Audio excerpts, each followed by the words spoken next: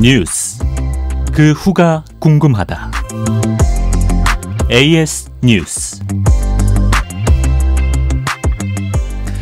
그때 그 사건은 어떻게 됐을까? 과거에 이슈가 됐던 사건 그 이후를 알려드립니다. AS 뉴스. 오늘은 지난 2월로 돌아가 보죠.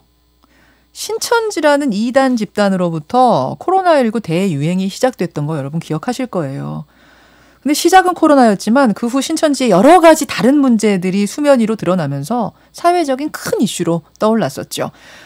특히 그 중심에는 신천지에 몸담았던 교인과 가족들의 폭로가 있었습니다. 그 후에 이만희 총회장은 대국민 기자회견을 하고 구속이 된 것까지는 다들 알고 계실 거예요. 그러면 8개월이 지난 지금 신천지는 어떤 모습일까요? AS 뉴스 오늘은 신천지의 현재를 조명해 보겠습니다.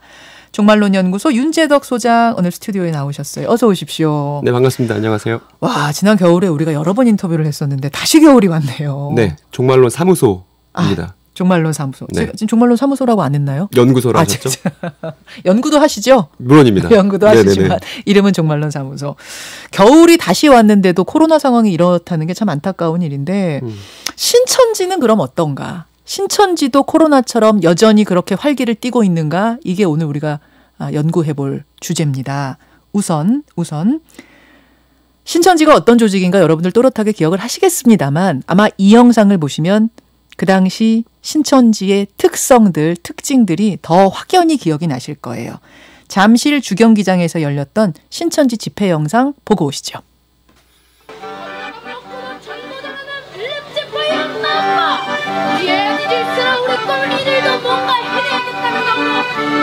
저게 지금 신천지 교인의 아이들이 이만희 씨 부부를 앞에 두고 공연을 하는 겁니다. 한복을 차려입고 약간 그 북한의 우상숭배 이 모습을 보는 것 같기도 하고요.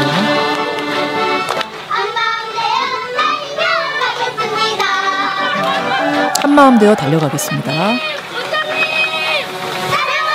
총회장님, 원장님 사랑합니다. 신천지 자체 행사 이만희 씨 부부 장면입니다. 얘기죠. 신천지 전국 12개 지파에서 동원된 신도들이 일사불란하게 신천지, 새하늘 새땅 등 문구를 바꿔가며 신천지의 교리를 표현합니다. 잠실 주경기장에서 열린 행사 영상을 잠깐 보여드렸어요. 소장님, 그러니까 네. 이만희 총회장을 마치 신처럼 모시는 집단 이렇게 이해하면 되나요? 근데 이제 그런 얘기를 하면 신천지 교인들은 이제 거절할 거예요. 왜냐하면 이게 대단히 다단하게 구성이 돼 있어서 이만희 씨가 신의 대리자이긴 하나 우리는 이만희 씨를 신으로 숭배하는 건 아니다. 이렇게 대답을 할 테지만 사실은 그들의 세계관 안에서 이만희 씨가 차지하고 있는 그 위치 자체가 신과 인간을 연결해주는 대리자의 역할을 확고하게 가지고 있습니다. 신과 인간을 연결하는 대리자 역할. 네. 하지만 사실상은 그 집단 안에서는 신처럼 모셔지고 있는 상황. 되게 중요한 인물이죠. 그렇죠. 가장 중요한 인물로 여겨지죠. 구원에 있어서도. 특히 신천지는 이제 포교를 해야, 그러니까 전도를 해야 자기 신분도 올라가기 때문에 막 거짓으로 속여서 사람들을 데려오기도 하고 가족과 인연도 끊게 하고 집단 생활도 하고 그 과정에서 가정은 풍비박산 나고 이런 증언들이 그때 쏟아졌었어요. 네. 예. 그랬던 신천지임에도 불구하고 코로나 사태 이전까지는 교세가 대단했죠. 네, 그렇죠. 올해 1월 달에 있었던 총회 보고 때만 하더라도 23만 9천이었거든요. 와, 거의 24만. 피해 규모를 생각하면 사실은 100만을 훌쩍 넘을 거라고 이제 추산이 됩니다. 맞아요. 이제 그러다가 코로나 사태가 터진 겁니다. 그리고 우리는 그 기자회견 여러분 기억하고 계실 거예요. 그리고 구속이 됐던 것까지 알고 계실 텐데 그럼 8개월이 지난 지금 신천지는 어떤 모습일까? 저기 영상 하나를 더 보여드리려고 합니다. 지금부터 보여드릴 영상은 지난 10월 14일, 그러니까 아주 최근입니다. 10월 14일 이만희 총회장의 2차 공판이 열리는 수원지방법원 앞의 모습인데 방청권을 선착순으로 배부한다고 하자 신천지 교인들이 이렇게 행동을 합니다. 보시죠. 자, 지금 이게 이제 신천지 교인들이 방청권을 배부하기 전에 서성서성거리면서 서 있는 모습이에요. 그러다가 방청권 배부 시간이 되자 저렇게 달려갑니다. 법원을 향해서 달려가다가 걸려서 넘어지기도 하고 뭐 아비교환 현장 거기서 다친 분도 있다고 하더라고요. 저렇게 몰려간 겁니다. 싸움이 나요. 서로 그 방청권 획득하려고 지금 막 몸싸움하는 모습을 보고 계십니다. 예. 제가 라디오로 들으시는 분들을 위해서 좀 설명을 해드리고 있어요. 줄을 서 있고 그 안에서 서로 네가 앞이니 내가 앞이니 싸우고 이런 모습. 윤재덕 소장님. 네. 저게 지금 저는 보면서 무슨 백화점에서 경품 행사 하나 했어요. 자동차 하나 걸고 하나 했어요. 그랬더니 그게 아니라 방청권 획득하기 위해서. 네네. 와. 저희 좀 보고도 믿어지지가 않는데 전부 다 그 신천지 교인들이에요? 그러니까 법원에서는 좀 공정하게 한다고 선착순으로 방청권을 배부하겠다고 한 거죠. 네네. 그랬더니 이제 달리기가 육상 경기처럼 펼쳐진 것인데 사실은 신천지가 조직적으로 공판 특공대를 사전부터 조직을 했습니다. 네? 공판 특공대요? 네네. 그래서 방청석이 이제 17자리인데 그거 다 차지하겠다고 사실은 대단히 많은 또 달리기 잘하는 친구들이 그 자리에 나와서 막 뛰고 있는 그런 상황을 좀 보신 것이죠. 잠깐만요. 그러니까 거기 안에는 피해자 가족들도 들어가고 싶을 테고 네. 기자들도 들어가고 싶을 테고 해서 방청권을 따야 되는데 거기서 그 좌석을 다 우리가 신천지 교인들이 가져와야 한다고 해서 달리기 잘하는 사람 위주로 특공대를 짰어요. 네. 와. 사실 이게 법원도 좀 이제 공정하지 않았다고 생각이 드는데 그래서 모든 신천지인들이 다 방청석을 차지했고 네. 피해 가정에 있던 어머니들은 사실은 한 분도 재판 현장을 볼 수가 없었죠. 저렇게 달리면은 뭐 거기 끼어들 수가 없겠는데요. 네네. 경쟁률이 몇이나 됐어요? 그거 이제 바뀌었어요. 저게 부당하다고 이제 알려지니까 이제 지금 문자 추첨으로 바뀌었는데 14,000명 정도가 이제 문자를 보냈는데 대부분이 이제 또 조직적으로 움직이는 신천지 교인들이었기 때문에 경쟁률이 578대 1로 알려졌습니다. 그리고 여전히 이제 비신천지 교인이 그 재판을 방청한 경우는 없었죠. 와, 그러니까 1차, 2차까지는 저렇게 선착순이었고 네. 이제 3차 방식을 추첨으로 바꾸자 경쟁률이 578대 1까지 뛰었다. 박근혜 전 대통령 국정농단 때가 경쟁률이 3.3대 1이었어요. 그때도 높다고 그랬었는데 네. 아주 이례적이라고 했었는데 왜 저렇게까지 방청권을 따려고 하는 거예요? 그러니까 제가 아까 공판 특공대도 말씀드렸던 것처럼 네. 사실은 저 뛰는 사람들은 그렇게 막 깊은 숙고를 하지 않았을 거라는 생각이 듭니다. 그러니까 지도부에서 명령을 하니까 지금 우리 조직의 승리를 위해서 이런 작업이 필요하다고 하니까 치밀하게 계획된 움직임을 보여주면서도 지도부의 지침에 따라 움직였던 것이겠죠. 그래서 제가 볼 땐 지도부가 어떤 의도가 있었는가를 생각해 보는 게 중요할 것 같은데 네네. 고민을 해보면 지난 이만희 씨 기자회견 때를 좀 떠올려 볼 필요가 있습니다. 그때 네. 이만희 씨가 발언할 때 그 피해 가정 어머니의 절규가 계속 들렸죠. 맞아요. 저쪽에서. 네네. 그래서 마찬가지로 이제 재판 과정 중에 피해 가족 어머니들이 들어가게 되면 이만희 씨에게 불리한 분위기가 연출될 수 있을 거라고 제가 생각을 해봤거든요. 그래서 이만희 씨가 진술하면 깊은 탄식 내지는 어떤 또 한 번의 절규가 있을 수 있으니까요. 그래서 신천지 측에서는 이런 불안 요소들을 제거하고 싶었던 게 아닌가 싶고 또 이제 신천지 교육기관에서는 전에 입사기라고 불리는 기존 신천지 교인들이 그 이미 교실의 절반을 차지하고 공부하는 면학 분위기를 조성하는 걸 계속 해왔거든요. 그것과 비슷한 목적이 아니겠는가라는 생각이 듭니다. 분위기 잡는 거. 네네. 그걸 잘했다는 얘기를 그때도 설명해 주셨었잖아요. 네네, 분위기 맞습니다. 잡기에 이제 아주 뭐 달인처럼. 자, 이렇게 영상까지 보고 나니까 지금 신천지 그럼 예전처럼 건재한 거야? 이런 생각을 하게 되는데 우선 전 신천지 교인의 증언을 좀 들어보겠습니다. 신천지 12지파, 12지파 전국 대학 부장을 지낸 분이에요. 전국 대학 부장을 지낸 분이니까 상당히 높은 위치까지 있었던 한 교인 박모 씨. 지금은 탈퇴했습니다. 탈퇴한 박모 씨의 증언 들어보시죠. 그 신천지를 탈퇴하시게 된 거는 언제쯤이세요?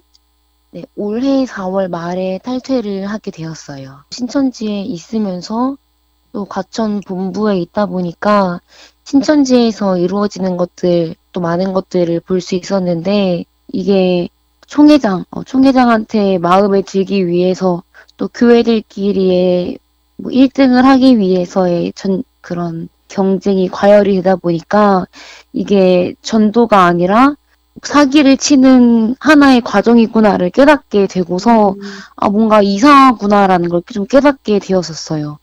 그러면은 신천지에서 정확히 어떤 역할을 맡으셨던 거예요?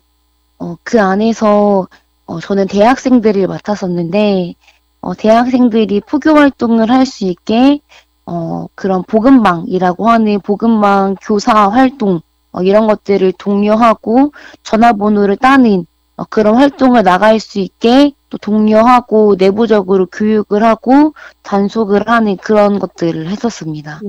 신천지 사태 전후로 신천지 내부에서 가장 크게 뭐가 제일 바뀌었다고 말씀들 하세요?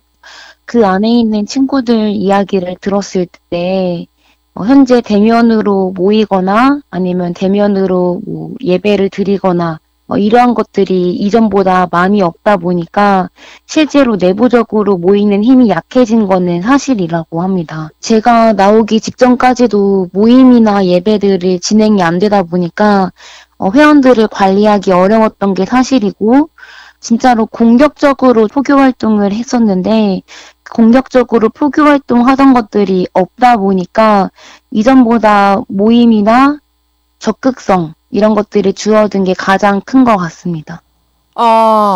지금 저희 박선영 PD와 이 신천지 12지파, 12지파의 전국 대학부장 지낸 박모 씨와의 통화 내용을 들으셨는데요.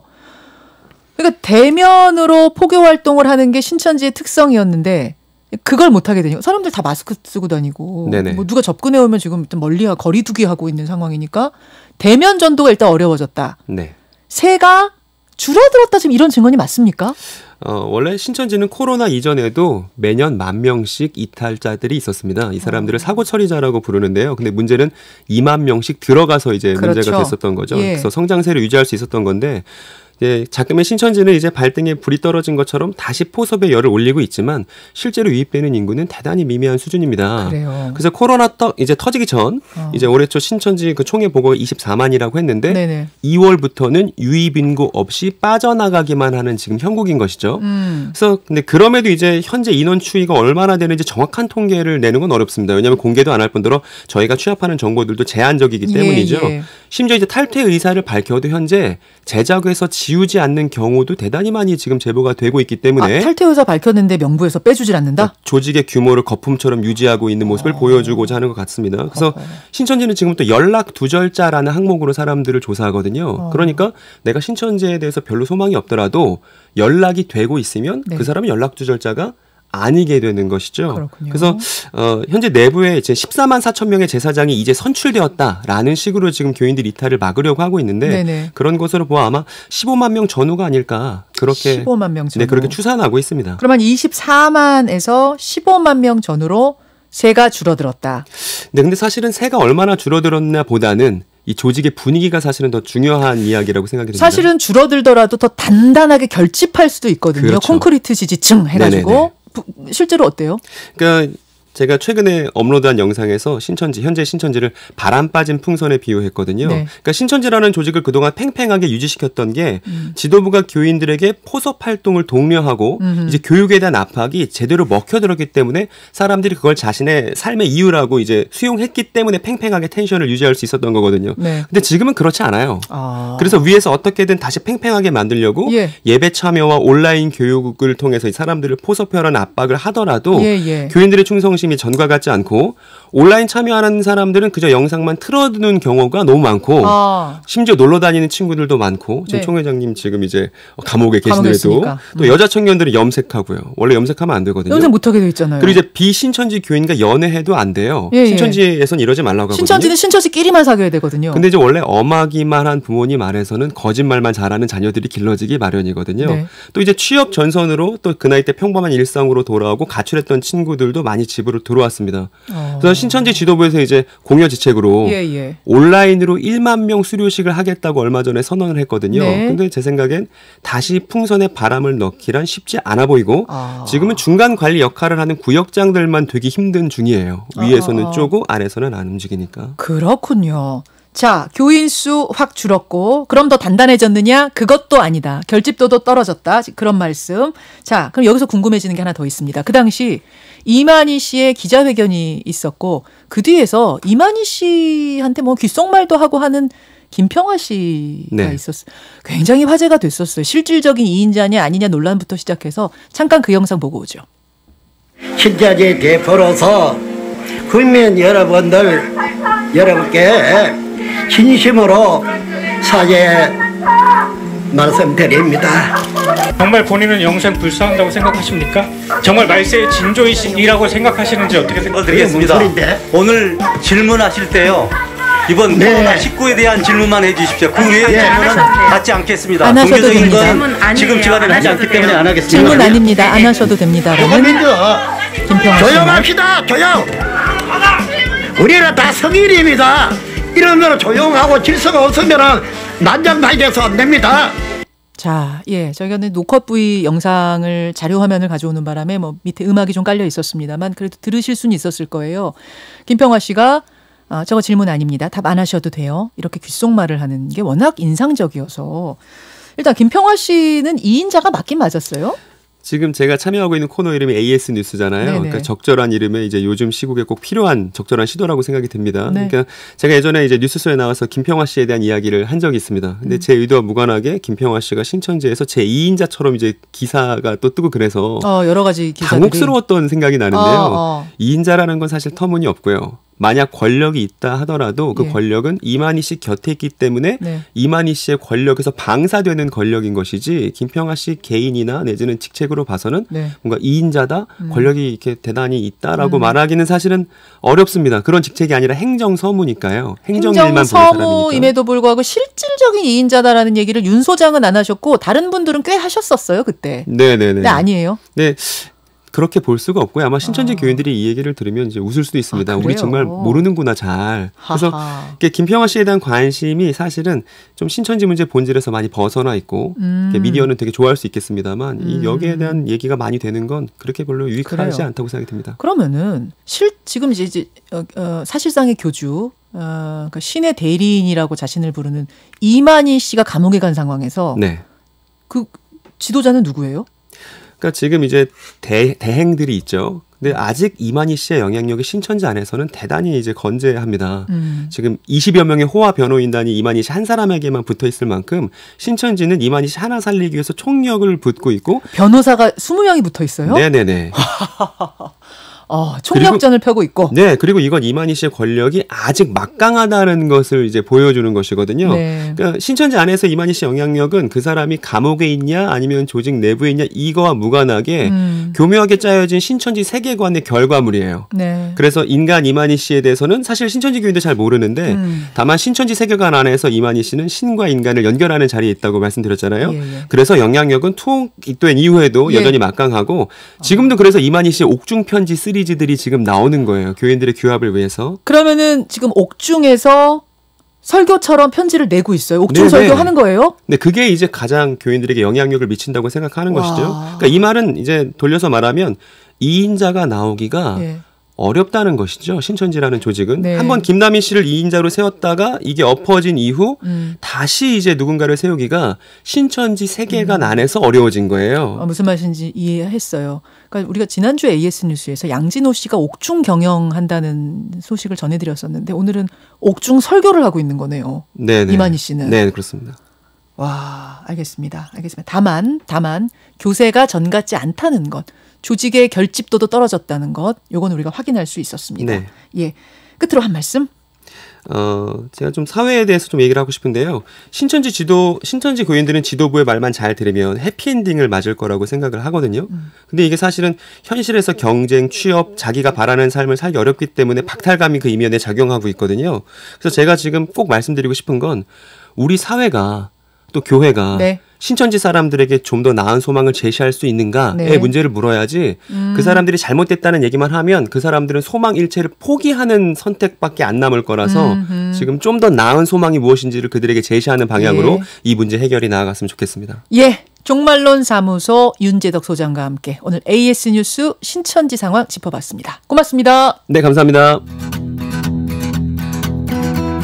김현정의 뉴스쇼는 청취자 여러분의 참여로 이루어집니다. 트위터, 페이스북, 레인보우 게시판, 그리고 단문 50원, 장문 100원의 유료 문자 샵 1212, 우물정 1212 통해 참여하실 수 있습니다. 김현정의 뉴스쇼, 여러분과 함께 만듭니다.